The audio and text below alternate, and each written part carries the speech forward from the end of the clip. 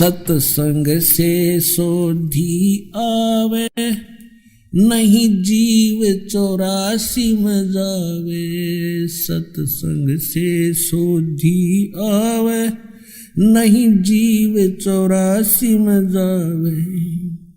अब मेटो द्वेष और राग, हो राग या उम्र बतेरी जाली। अब मेटो द्वेष और राग, हो राग या उम्र बतेरी जाली। तो इससे हम बच सकते हैं कबीर परमेश्वर की शरण में आने के बाद। फिर इसकी फर्द से हम बाहर हो जाते हैं, इसकी रेंज से बाहर हो जाते हैं।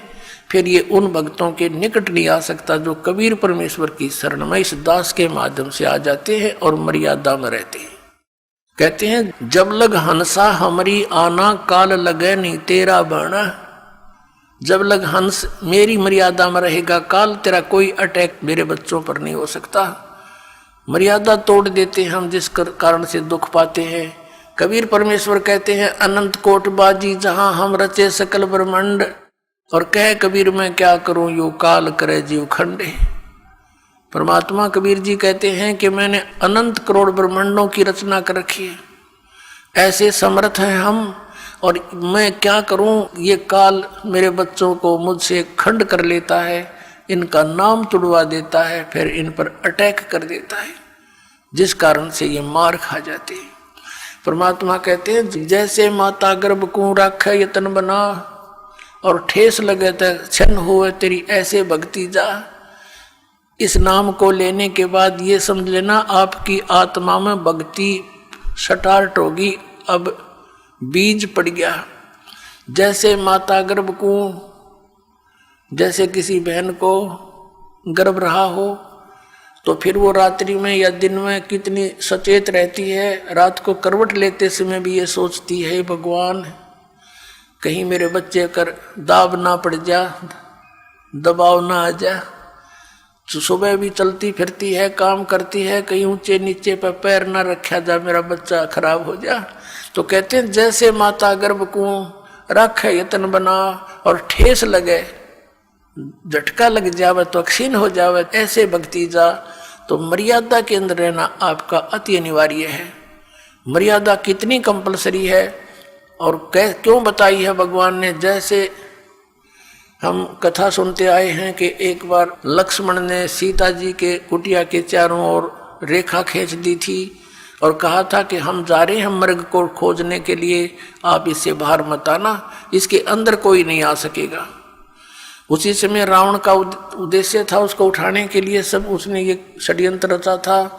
रावण जब आया साधु रूप बनाकर भिक्षा लेने के लिए, तो उस रेखा के निकट आते ही रावण को एकदम इतनी लपट लगी अग्नि की, 10 कदम दूर जाके खड़ा हो गया बहुत स्पीड से, और सीता से कहा कि माई साधु संतों को साथ ऐसा नहीं करना चाहिए, और भिक्षा देनी है तो बाहर आकर दे दीजिए, नहीं तो तुझे ये हो जाएगा वो हो जाएगा। उसने सोची कि साधु संत है, क्या फर्क पड़ता है, भिक्षा ले अभी देकर वापस आ जाती हूँ।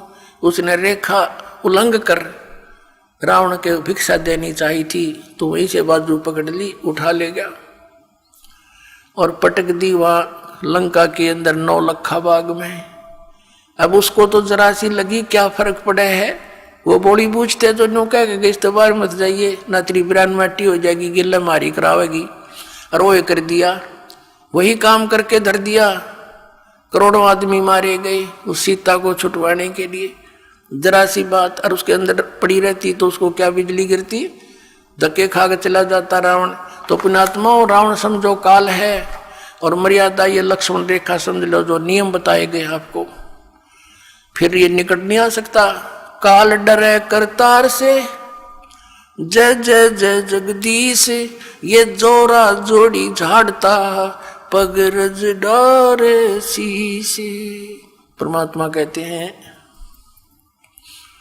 कि काल जो पीसे पीसना, जोरा है पनिहार, ये दो असल मजदूर हैं मेरे सतगुरु के दरबार।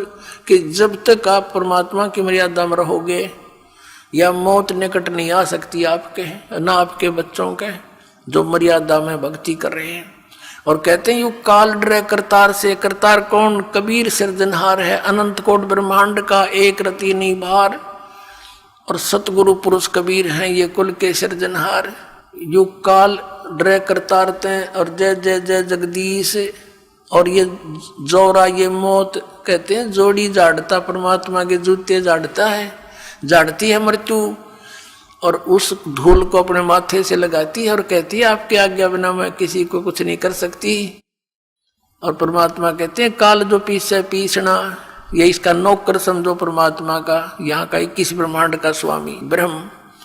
और जोरा है पनिहार, या मौत इसका पानी भरती है परमात्मा कबीर जी का। तो ऐसे समर्थ शक्ति की आपको शरण प्राप्त हुई है, लेकिन अपनी नालायकी और गलती से हम भगवान को त्याग कर काल के पाले में पहुंच जाते हैं, काल के अखाड़े में। तो वहां तो बकला उतरेगा, फिर वहां क्या मिलना था।